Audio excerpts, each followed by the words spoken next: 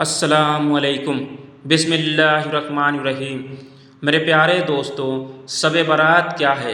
شعبان اسلامی سال کا 8واں مہینہ ہے۔ شعبان کا مطلب ہے جمع کرنا اور الگ کرنا۔ اللہ کے پیارے رسول فرماتے ہیں، شعبان میرا مہینہ ہے، رجب اللہ کا مہینہ ہے اور رمضان میری امت کا مہینہ ہے۔ شعبان گناہوں کو مٹانے والا اور رمضان پاک کرنے والا مہینہ ہے۔ اللہ کے رسول رمضان کے بعد سب سے زیادہ روزے شعبان مہینے میں رکھا کرتے تھے۔ شعبان مہینے کی 15ویں رات کو شب برات کہا جاتا ہے۔ برات کا مطلب ہے بری ہونا، آزاد ہونا۔ چونکہ یہ رات اپنے گناہوں سے توبہ کر کے اللہ کے فضل سے جہنم کے عذاب سے آزاد ہونے کی رات ہے، اسی لیے اسے شب برات کہا جاتا ہے۔ اسے برکت والی رات، دوزخ سے نجات پانے والی رات اور رحمت والی رات بھی کہا جاتا ہے۔ اس رات کے بارے میں ام المومنین حضرت بی بی عائشہ صدیقہ کو بتاتے ہوئے اللہ کے رسول نے فرمایا کہ اس رات اگلے سال جتنے بھی پیدا ہونے والے ہوتے ہیں وہ اس رات لکھ دیے جاتے ہیں، اور جتنے لوگ اس سال مرنے والے ہوتے ہیں وہ بھی اس رات لکھ دیے جاتے ہیں۔ اس رات میں لوگوں کے سال بھر کے اعمال اٹھا لیے جاتے ہیں اور اسی رات سال بھر کی مقرر روزی اتار دی جاتی ہے۔ اللہ پاک اس رات اپنی رحمت سے اپنے بندوں کو بخش دیتا ہے، لیکن شرک کرنے والے اپنے بھائی سے دشمنی رکھنے والوں کو نہیں بخشتا۔ اس رات توبہ کرنے والوں کی توبہ قبول کی جاتی ہے۔ روزی میں برکت کی دعا کرنے والوں کی روزی میں برکت عطا کی جاتی ہے۔ بیماروں کے لیے دعا مانگنے پر بیماروں کو بیماری سے شفا دی جاتی ہے۔ اس رات قبرستان جانا، فاتحہ پڑھنا، ایصال ثواب کرنا اور دعائے مغفرت کرنا سنت ہے۔ حدیث شریف میں ہے، جو آدمی 11 بار قل اللہ شریف پڑھ کر اس کا ثواب مردوں کی روحوں کو پہنچائے تو مردوں کو ثواب پہنچانے کے ساتھ ہی پڑھنے والے کو مردوں کی تعداد کے برابر ثواب ملے گا۔ اس رات بیری کے 7 پتے پانی میں ابال کر اس پانی سے نہائیں تو انشاءاللہ سال بھر تک جادو ٹونے سے اثر سے آپ محفوظ رہیں گے۔ شب برات پر کیا ضروری کام کرنا چاہیے؟ شب برات کی رات بہت مبارک رات مانی جاتی ہے۔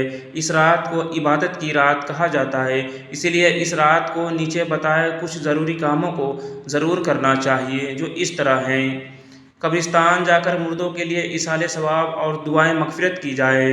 یہ رات نفل نماز پڑھنے، تلاوت کرنے اور درود و دعا پڑھنے کے ساتھ اپنے گناہوں سے توبہ کرنے میں بتائی جائے، تاکہ اللہ کی رحمت ہمارے گناہوں پر پردہ ڈال کر ہمیں دوزخ کی آگ سے بری ہونے کا حقدار بنا دے۔ رات عبادت میں گزارنے کے بعد دن میں روزہ رکھا جائے، یہ سنت ہے۔ اس کے علاوہ ایصال ثواب کے لیے کچھ میٹھی چیزیں بنوانا، فاتحہ لگوانا، کھانا کھلانا و تحفے پیش کرنے میں کوئی حرج نہیں، لیکن اسے پٹاخوں کا تہوار سمجھنا نادانی ہے، جو سراسر ناجائز اور حرام ہے۔ اس رات میں اللہ پاک بنی کلب کی بکریوں کے بال کی تعداد کے برابر گناہگاروں کو جہنم سے آزاد فرما دیتا ہے، لیکن کافر، دشمنی رکھنے والے، رشتہ توڑنے والے، ماں باپ کی نافرمانی کرنے والے اور شراب پینے والوں پر رحم نہیں فرماتا۔ ایسے لوگوں کی بخشش نہیں ہوتی۔ اس رات کا فیض حاصل کرنے کے لیے چاہیے کہ اپنے گناہوں سے سچی توبہ کریں۔ اگر ماں باپ ناراض ہیں تو انہیں خوش کیا جائے، کیونکہ جب تک وہ راضی نہیں ہوں گے تب تک اللہ راضی نہیں ہوگا۔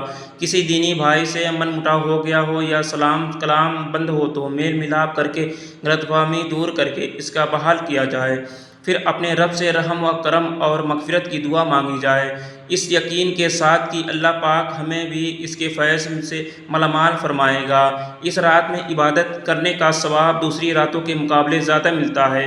ایک حدیث میں ہے کہ جو آدمی اس رات 100 رکعت نفل نماز پڑھے تو اللہ اس کے پاس 100 فرشتے بھیجے گا، ان میں سے 30 فرشتے اسے جنت کی بشارت سنائیں گے، 30 فرشتے دوزخ کے عذاب سے محفوظ رہنے کی خوشخبری دیں گے اور 30 فرشتے اسے دنیاوی بلاؤں اور مصیبتوں سے بچائیں گے اور 10 فرشتے شیطان کے وسوسے اور دھوکے سے بچائیں گے۔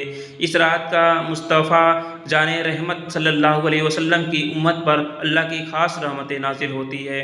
یہ رات توبہ استغفار کی رات ہے، اسی لیے ہمیں چاہیے کہ ہم اس کی قدر کریں، اس کی اہمیت سمجھیں اور اپنے گناہوں سے معافی مانگیں، توبہ کریں اور توبہ پر قائم رہنے کی نیت بھی کریں۔ آمین یا رب العالمین۔ یہ معلوماتی ویڈیو آپ کو ضرور پسند آئی ہوگی، تو ویڈیو کو لائک شیئر ضرور کیجیے گا، اور ہمارے چینل میں نئے ہیں تو ہمارے چینل کو سبسکرائب کر لیں۔ اللہ حافظ۔